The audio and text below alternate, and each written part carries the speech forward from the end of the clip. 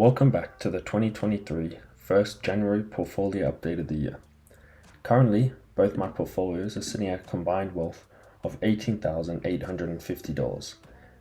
This is down from last month, but I'll go through that with me taking some money out and selling out of some positions. Quickly looking at the portfolio, my US stake portfolio is sitting at $10,836 US. So I believe that's would be somewhere in closer to like the 16 grand in Australian dollars. And then my Vanguard portfolio is sitting at 2,839, but I have that $70 in cash. So yeah, that takes it together to around close to $19,000.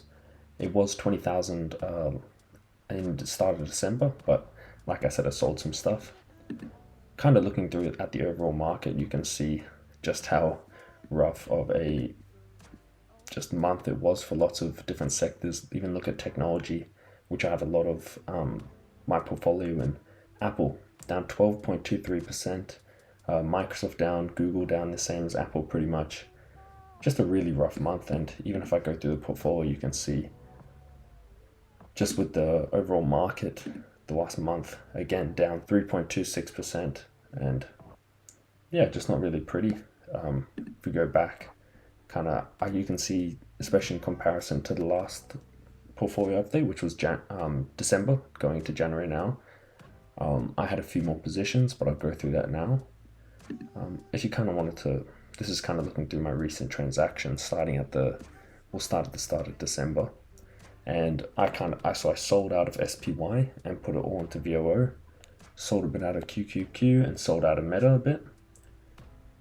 I ended up getting a Microsoft dividend, which was nice. I withdrew that money that I took out because I wanted to put it towards my emergency fund. And yeah, kind of looking through the rest. And then this is on the 10th of December is when I made the big decision to completely sell out of the QQQ and sell out of Meta. With that money, I bought into VOO as I continue to grow that, and it kind of paid off a little bit. You can see that my dividend's growing a lot. 24.40 might not sound like a lot, but when I show you, I used it immediately to buy more VOO, but I'll show you my dividends that I used to get. Like, even if you go down here, look, in July it was only $14, and now it's all the way up to 24. So it's nice seeing that growth. So even if the portfolio does track down, kind of seeing those dividend payments can kind of boost you up a little bit in terms of morale. With my Vanguard portfolio, I don't think I added anything in the last month. This month I'm going to add another $600, probably invest it into an Australian share ETF as well. There's another one I'm looking at, but I'll touch on that probably in the next video.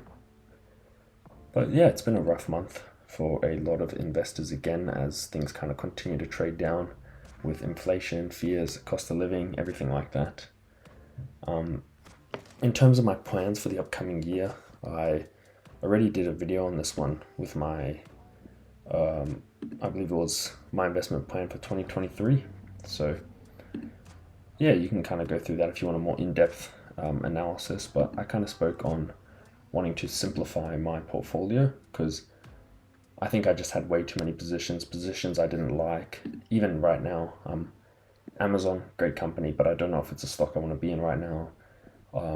So that's probably another one that would maybe see the cut, but I really don't have much in it at all. It's just kind of sitting there. And yeah, the rest of the positions now are companies I really believe in, like even JP Morgan, strong dividend payments. I'm trying to grow my dividends. If you've noticed, maybe I want to increase my kind of the stability of the portfolio. I think it was way too volatile before. And even great companies like Google had a horrible year, down basically 40%. And this is still a company I believe in. But again, they don't pay a dividend, and I'm not solely focused on dividends, but in times when it's rough, it's nice having that extra bit of money coming in to kind of compensate for things going down. Yeah, Microsoft, another company I've been buying into a little bit, but I'll touch on that one a bit more. Nearly down 30% this year. So as we look forward into 2023 and into January, I'm probably going to be investing a little bit more money, probably roughly $800. Whilst carrying on with this, I also wanted to speak about these two articles that CNBC posted. The first one was Stocks Fall to End Wall Street's Worst Year since 2008. The S&P 500 finishes 2022 down nearly 20%. And this kind of really sums it up. I thought it was a good read. As the stock slipped on Friday to a brutal 2022, they kind of go through. The Dow Jones was down, S&P was down, NASDAQ was down, and this graph really shows it. I believe it's a really good one. You can see the NASDAQ, which was the QQQ I was invested in, had a horrible year, 33%. And I was watching the All In podcast. I watch it from now and again, and it's a pretty popular podcast on YouTube. You might have seen it.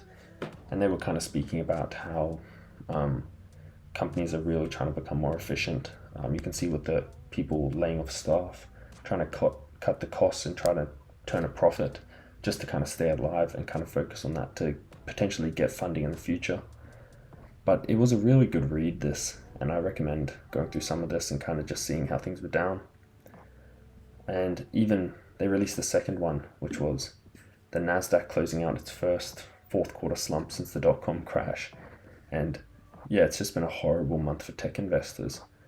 No matter what type of tech you're investing in, whether it's in the US, whether it's overseas, everything's just been getting hit. And I know myself, I invested in tech, whether it was in US and in Apple or Amazon, Microsoft, anything like that. I've also invested in Alibaba through parts of this year.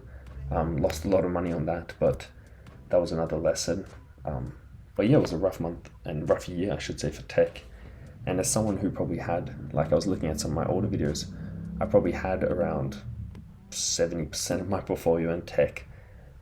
Trying to move away from that, I want to get my ETFs to probably around like 60-70% of my portfolio, because then I don't have to worry about as much. You don't worry in the morning waking up, like when I was invested in Meta, that things could potentially be down.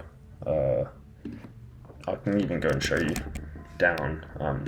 I think it was 20% when that whistleblower saga happened. You can just see this fall off directly here. You wake up one day and it's down like this, but yeah, this is just the things you live with when you pick individual stocks, and you see the good gains, but you also see the rough days. And I just want to kind of have a bit more stability, especially if I'm saving towards a house now. I don't want to be losing money as much. I've already lost a lot of money this past year in comparison to my first year of investing, or part of my first half a year. I was actually up a lot, and that's when everything was just rising. And you can see on the Apple 3 years, all this good time, and then yeah, it's kind of just traded flat, even in terms of the highs, and even the lows now really low. But that's just the market; it can't always go up. And yeah, with things going down, I do plan on buying in, because if I was buying at much higher valuations into the same companies turning the same profit, yeah, we didn't know about the economic factors, but I want to buy in at reasonable prices. And if the prices keep dropping like they are, it just looks more and more attractive, especially in the long run. And yeah, in terms of upcoming transactions, I'm not too sure which dividends are being paid out in January this year, or what to start out. I might start tracking those just so I can get a better understanding. But just in regards with the portfolio, yeah, it's been a rough month, but we keep moving, and hopefully 2023 will be a bit more stable. I know 2023 is a lot of economists and people making predictions that it'll be another bad year, but going forward, hopefully things do pick up and we can all see a bit more gains in our portfolios. But this has taught me a lesson that you can't just invest in anything and see growth. You should really kind of do your own research and kind of understand what you're investing in. Like even looking at the year, you can see if you were diversified and you were invested into energy and defense, stuff like that, you had a great year. If you were invested into stuff like tech, with Amazon down 50%, Tesla down 65%, Apple down, Microsoft, Google, yeah, you had a rougher year. But again, even stuff like Berkshire Hathaway, I was actually watching this because I used to own Berkshire Hathaway a bit ago, probably when I started investing. But yeah, their stocks even had a pretty good year in terms of having a year as everyone's done. That's why people say Warren Buffett is the king of investing.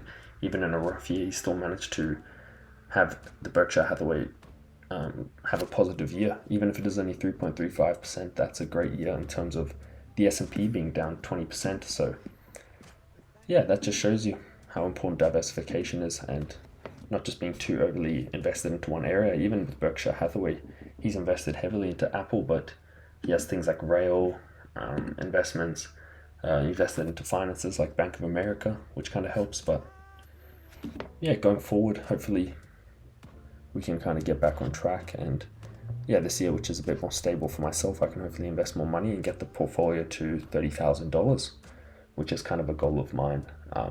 Anything over would just be a bonus, but I just want to make sure by the end of the year, end of 2023, the portfolio is over $30,000.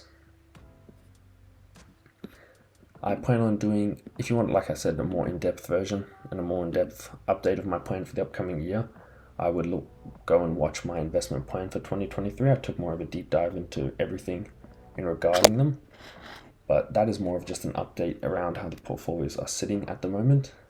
Tune in every single month at the start of the month for a portfolio monthly update, and hopefully we can carry on and see a better year. And if you're more business and finance content, subscribe to Business Ventures.